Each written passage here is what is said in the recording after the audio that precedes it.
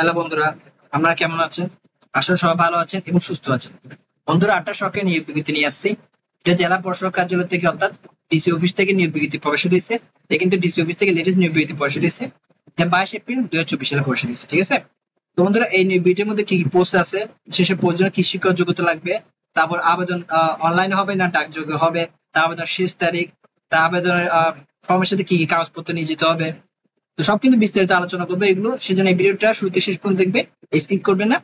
তো বন্ধুরা, আপনাদের কাছে আমার রিকোয়েস্ট, ছোট একটা রিকোয়েস্ট, সেটা হচ্ছে আমার চ্যানেলটা যারা সাবস্ক্রাইব করে নাই, আজই আমার চ্যানেলটা সাবস্ক্রাইব করে দেবেন। আর আমার সব ভিডিও সবার আগে পাওয়ার জন্য নোটিফিকেশন বেল আইকনটা ক্লিক করে রাখবেন। ঠিক আছে? এতে করে আমার চ্যানেলটা উপকৃত হয়। তো বন্ধুরা, চলুন ভিডিওটা শুরু করি। দেখেন, এখানে পদের নাম দিচ্ছে ইউনিয়ন পরিষদ সচিব। ঠিক আছে? বেতন স্কেল দিচ্ছে জাতীয় বেতন স্কেল 2015 অনুযায়ী দিবে। ঠিক আছে? 10,200 থেকে 24,680 টাকা দিবে গ্রেড 14 অনুযায়ী। বেতন ভাতার 75% সরকার কর্তৃক ও 25% ইউনিয়ন পরিষদ কর্তৃক প্রদায়, মানে এটা দিবে আর কি বেতন। পদের সংখ্যা দেখেন দুইটি, মানে দুইজন মানুষ নিচ্ছে এই পোস্টের জন্য। শিক্ষক যোগ্যতা ও অন্য যোগ্যতা দেখেন কি করছে।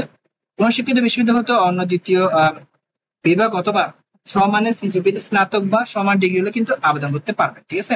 এখন দেখেন শর্তাবলীটা। আবেদনকারীকে অবশ্যই জন্মসূত্রে বাংলাদেশের নাগরিক ও মেহেরপুর জেলায় স্থায়ী বাসিন্দা হতে হবে। ঠিক আছে? 2 নম্বর দেখেন, আবেদনকারীকে নির্ধারিত ফর্মে সহজতে লিখিত আবেদন করতে হবে। সহজতে লিখিত আবেদন পত্র ব্যতীত গ্রহণযোগ্য হবে না। তা বলছে দেখেন 3 নম্বরটা। 3 নম্বর যেটা, সেটা হচ্ছে আবেদন পত্র আগামী 21/5/2024 তারিখের মধ্যে, এটা হচ্ছে আবেদনের শেষ তারিখ। ঠিক আছে? 21/5/2024 তারিখের মধ্যে অফিস চলাকালীন জেলা প্রশাসক মেহেরপুর বরাবর সরকারি ডাকযোগে পৌঁছাতে হবে। সরাসরি কোনো আবেদন গ্রহণ করা হবে না। নির্ধারিত সময়ের পর প্রাপ্ত আবেদন গ্রহণযোগ্য হবে না। খামের উপর মোটা অক্ষরে পদের নাম, বিশেষ কোটা যদি থাকে, এবং বাম পাশে আবেদনকারী পূর্ণ নাম ও ঠিকানা স্পষ্ট করে লিখতে হবে। ঠিক আছে? এরপর দেখেন, নির্ধারিত আবেদন ফর্মটি জেলা প্রশাসকের কার্যালয় মেহেরপুর স্থায়ী সরকারের শাখা হতে অথবা www.meherpur.government.bd ওয়েবসাইটে কিন্তু পাওয়া যাবে। ঠিক আছে? এখানে ওয়েবসাইটের লিংক দিয়ে দিচ্ছে ওরা। 4 নম্বর যেটা বলছে, সেটা হচ্ছে নির্ধারিত আবেদন ফর্মে নির্দেশনা ও চাহিদা অনুযায়ী প্রয়োজনীয় তথ্য প্রদান করতে হবে। ত্রুটিপূর্ণ অথবা অসম্পূর্ণ আবেদনপত্র বাতিল বলে গণ্য হবে।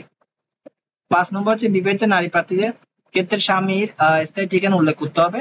6 নম্বর যেটা, সেটা ইম্পর্টেন্ট। দেখেন, প্রার্থীর বয়স সীমা 21/5/2024 তারিখে 18 থেকে 30 বছরের মধ্যে হতে হবে। তবে মুক্তিযোদ্ধা শহীদের ক্ষেত্রে 32 বছর বয়স পর্যন্ত স্বীকৃতিযোগ্য। ঠিক আছে? দেখেন 7 নম্বর হচ্ছে কি বলছে দেখেন, আবেদন পত্রের সহিত নিম্নবর্ণিত কাগজপত্র দিয়ে সংযুক্ত করতে হবে। যেসব কাগজগুলো আমরা থেকে আবেদন পত্রের সাথে নিয়ে যেতে হবে। ঠিক আছে? এটা কিন্তু ডাকযোগে আবেদন হবে।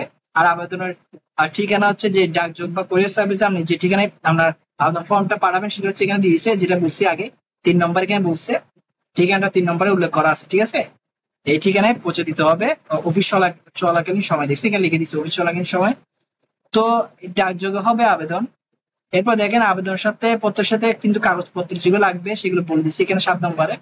প্রথম শ্রেণীর গেজেটের কর্মকর্তা কর্তৃক সত্যায়িত শুদ্ধ তোলা 3 কপি পাসপোর্ট সাইজ রঙিন ছবি আবেদন পত্রের নির্ধারিত স্থানে সংযুক্ত করতে হবে এবং 2 কপি স্ট্যাম্প সাইজের রঙিন ছবি দাখিল করতে হবে।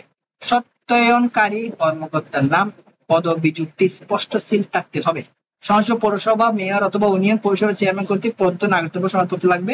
এখানে আরগুলো বলেছি, এগুলো পড়ে নিবে। তো বন্ধুরা, এটাই ছিল জেলা প্রশাসকের কার্যালয় থেকে যে লেটেস্ট নির্বিধি প্রসারিত হয়েছে, যেটা ডিসি অফিস নামে আমরা চিনি, সেটা বিস্তারিত এ টু জেড আলোচনা করছি। তো বন্ধুরা, আশা করি ভিডিওটা ভালো লাগছে। যদি ভিডিওটা ভালো লাগে আমার চ্যানেলটা সাবস্ক্রাইব করবেন, আর পারলে ভিডিও শেয়ার করবেন, কারণ এই ভিডিও অনেকে লাগবে। তো বন্ধুরা, আজকে ভিডিও এতটুকুই। পরের ভিডিওতে আপনার সাথে আবার দেখা হবে। সবাই ভালো থাকবেন। ধন্যবাদ।